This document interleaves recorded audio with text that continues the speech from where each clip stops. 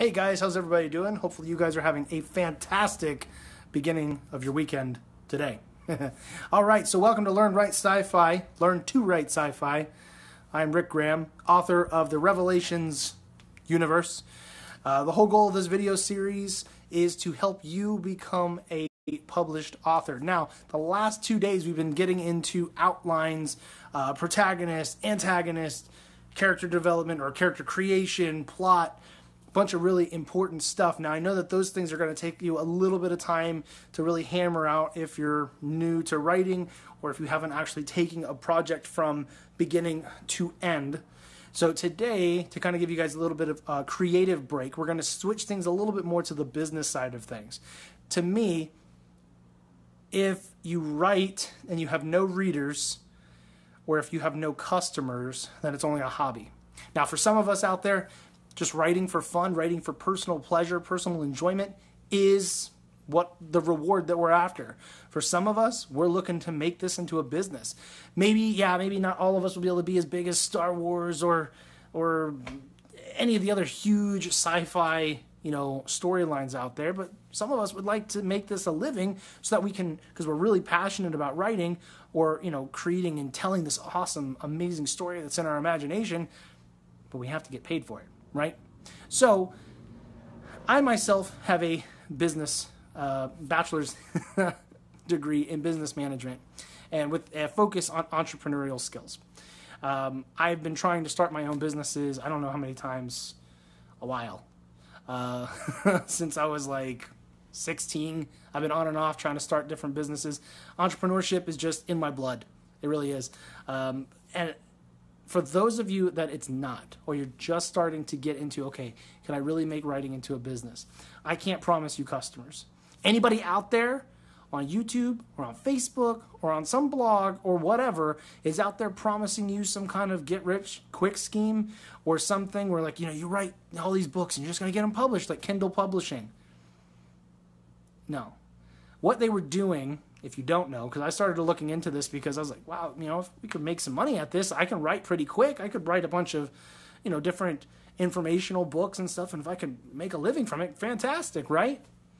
It was hogwash. What they were doing was they were getting freelance or, writers from like Fiverr, other websites like that. They were then taking the book that they got some person in another country who doesn't even speak English as their main language to write them a book, and then they put it up on Amazon under a pen name, and allegedly they made a bunch of money. I think that that's really crappy, really, really sucky to do because that's robbing the customer of a quality product. Now, yes, you may just be getting into writing, but there is absolutely no reason for you to be literally taking garbage or content that you didn't write and isn't good, and then trying to, sell it to people. That's not at all what I'm going to be talking about in this series. I want to see you take your actual written content and publish it yourself. Now, my vehicle of choice that I personally push right now, just because it's the one I have the most experience with, is with Kindle publishing. But you're not going to be publishing it as some fake or some, shell shuffling publishing company. It's going to be you. It's going to be you yourself. Now, whether or not you choose a pen name, that's up to you. But it's going to be written by you, by a real person that really cares about their, growing audience and not somebody just trying to make a quick buck and kind of just take advantage of people. So I want to talk a little bit today as we're taking a break or as you're spending more time still getting the plot together, still trying to really hammer out that outline, to just talk about self-publishing and why I think it's a fantastic way to get started as a writer. Now, the reason, as I'm learning more and more, and I've been reading a bunch of platform books because what I'm doing right now, I am creating a platform here on Facebook and also here on YouTube, depending where you're watching it. And I am creating a platform or an audience for me to be able to reach and communicate with. Now, all these videos to you right now are completely for free. I have no idea where things are going to go in the future, but I wanted to do this series to grow a platform to be able to help other people that are trying to do what I'm, a couple steps ahead of you doing. Because it's really difficult to get good information. It really is.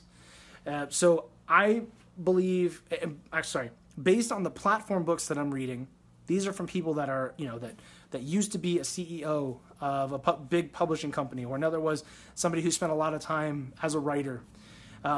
Publishers don't really market our content as writers.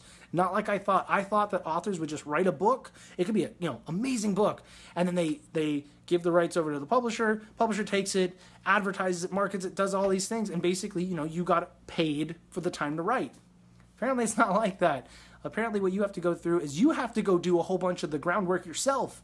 You have to go market. You have to go build an audience. You have to go build a platform. So if I have to do all that work, then why don't I just self-publish? Yeah, maybe when I sell a couple thousand, maybe 10,000, 15,000, 50,000 books in total, maybe then a publisher will pay attention to me. But in the meantime, I'm not going to go chase them. I'm going to go do it myself. If I got to go do all this work anyway, beating the road, for building a Facebook audience and a YouTube audience and a blog audience and an email list and all these things, then I might as well keep most of the money. Right? If you got to go do all that work as the writer, you got to wear all those hats, marketing and business, and you got to think of all these different things, networking, social media. You might as well get the money. So what I want to talk about just briefly, personally, I think that Amazon Kindle is a fantastic way to be able to reach a really huge audience. The reason being, there are millions of customers on Amazon. You've got a huge audience right there. People trust Amazon. So if you go talk to your friends or your family, or it's just some guy you meet and you're like, hey, I see you're reading that type of book. I wrote a book really similar. You probably like it. Here's like a business card or something for you to go check it out. If you give them an Amazon link, they might actually look at it. You give them some link to some weird website or some some website that just stores books and that you can buy stuff. People may not be interested at all. They trust Amazon. Amazon is a huge, huge platform for you to be able to market to, and people would trust it and feel confident buying from it, So to me, I think Kindle publishing is a great way, yes, to keep a percentage of the sales. That's just doing business. But you can market things on there. If you were able to get onto the best sellers list, even if it's just in your niche category for what you wrote, that's that much more stuff. You can start saying, look, I'm a best-selling author of, say, sci-fi comedy. I don't know. I'm just picking a random niche or something. And you'd be able to say that, Amazon bestseller of, whatever niche. That's an accomplishment you made. Even if it only took a couple copies to get there, that's an accomplishment you made. You got to think like business, and you're not trying to take advantage of people. Now, you can absolutely post short stories to Amazon. I've published 6 of my own on there right now. Yes, still trying to build sales, trying to build a bigger audience, still marketing, still networking, still trying to just grow my platform for revelations, not just with this, but for my own stuff as well. That's just how it is. So as you're considering what you're going to do with this short story, I really do hope that you're going to be open to the idea of being able to publish your content, even if it's self-publishing, which I don't think people should, flip their noses up to. I think that's something that in this day and age, with the way things already are and the way things keep changing in the marketplace, you need to be open to self-publishing, at least in the short term. If you were able to go, say, get 15,000 sales on your own, you were able to build an audience, you were able to build a network of fans and an email list and everything, then if you went to a publisher, they're going to be impressed. And maybe you could negotiate for a better deal, or maybe they would actually even give you the time of day because they're like, all right, well, this person actually has an audience of people, of customers already ready.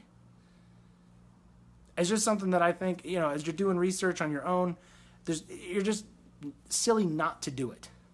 Odds are you're not going to take a short story and you're not going to get it published, with some big publishing house because it's not a full novel. They have page counts that they have to really pay attention to. These digital books open up so many doors because instead of trying to fit into this box of page numbers, we are able to just write and write until the story is finished, whether that's shorter or a little bit longer. We get to decide as the creative artist, right? The writing part is creative, it's artistic. We get to decide how long the story is. And My added benefit for myself is that if I self-publish, I get to tell the story that I want to tell. I don't have somebody saying, oh, that's a little, it's not PC enough, or that's, that's going into some sensitive areas. What do you think art does? Man, that's what art's for. It's meant to challenge us at times, not just entertain. You can absolutely entertain people and still have an underlying intellectual conversation for people to walk away after they're done reading and say, you know what? I don't really know how I feel about that. And then they can start talking to other people that's part of your audience. And they get to start talking to other readers. And they're like, okay, yeah, I have this perspective. And they have a totally opposite perspective. Self-publishing is a fantastic way for you to get the door open, to get your foot in the door, really, of building a market, building an audience, and being able to actually get published by a big publishing house maybe one day. Don't miss this opportunity. This technology is there, and us as writers, we need to be on it, because at this day and age, even a couple years after this really big Kindle publishing bonanza, we've kind of missed the boat on that part. But we don't have to miss the next thing. So start writing. Get yourself ready. Start working on this outline. Really start getting the plot going. Have you done that? Have you been working on your plot? You got to have all these ideas. I'm sure you got ideas in your head. Just take one.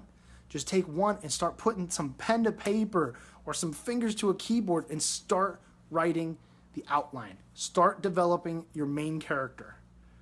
It's super easy.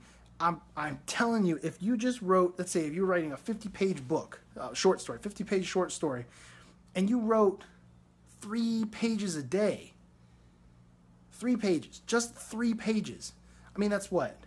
15 would be 45, so 16 is 48. So it's about 16, 17 days. You could write 3 pages a day. You could write an entire 50-page short story in like less than 3 weeks. There's nothing holding you back. There's no reason you can't write 3 pages a day. Let's say you kick it down to 2 pages a day. You're at 25. That's 3.5 weeks. So 3.5 weeks, 2 pages a day. Anybody can write 2 pages. Preaching to myself too, So anyway, guys, thank you for watching, commenting, subscribing. I am noticing growth here. I'm noticing more people commenting, and that's inspiring to me to keep going with this. We're on the 30-day challenge. It's a video a day. I would like to know, at this point, we're at day 8. This is the second week that we're starting of videos. How are these videos helping at all? Are these videos inspiring you at all? Are they giving you ideas? Are they helping you to get motivated? I want to know if these videos are working the way they are, or I can change the format, Social media allows us to have these sort of interactions, and then there'll be quick change if possible. And I'm a big proponent of social media and being able to talk directly to your market, directly to your audience, directly to your users, and then be like, okay, get some feedback. All right, let's try changing things a little bit and see how things go. Anyway, if you want to follow us on Facebook, it is Learn to Write Sci-Fi. You can like our page there. And if you are on YouTube, then you can subscribe to White Light Media. All right, guys. Thank you very much. Leave your comments down below. I'll see you guys again tomorrow.